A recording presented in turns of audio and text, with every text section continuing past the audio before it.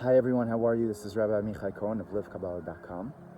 So we're approaching the incredible holiday of Shavuot, and not so much is known about this holiday. We know about the holiday of Sukkot, 7 days, we sit in the sukkah. Pesach, of course, we eat matzah, we stay away from leavened bread, etc. Well, what is Shavuot all about? So essentially, Shavuot is the culmination of coming out of Egypt. It's 7 weeks from coming out of Egypt, where we go through a metamorphosis, a transition, where at first, on Passover, we stay away from eating any sort of leavened bread, and we stay away from what Kabbalah and Hasidus call the ego. We have no control over it. We're kind of very, very sensitive to being cautious from being involved with anything that could be connected to that level of Chametz, of ego, of Yetzer Hara. So that's why we stay away from it. We have this level of running away from the negativity. And after the transitional period where it says that on Shavuot, we eat the 2 loaves of bread, specifically 2 loaves of bread. So on Passover, we stay away from bread, any leavened bread. And on Shavuot, we go to the opposite extreme. We take the 2 loaves of bread. That's the offering there in the temple.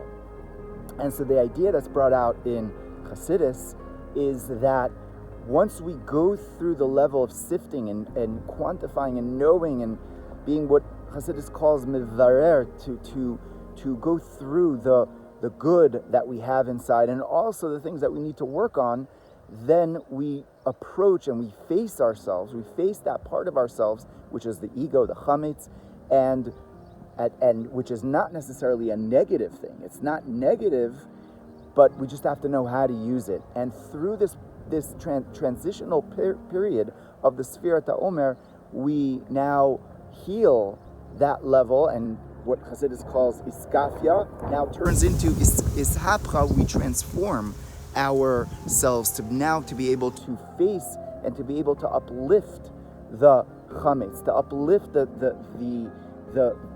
ego, the negativity, or any parts of ourselves which we have stayed away from and we should stay away from, but then the ultimate level is now to go back to it and to transform it.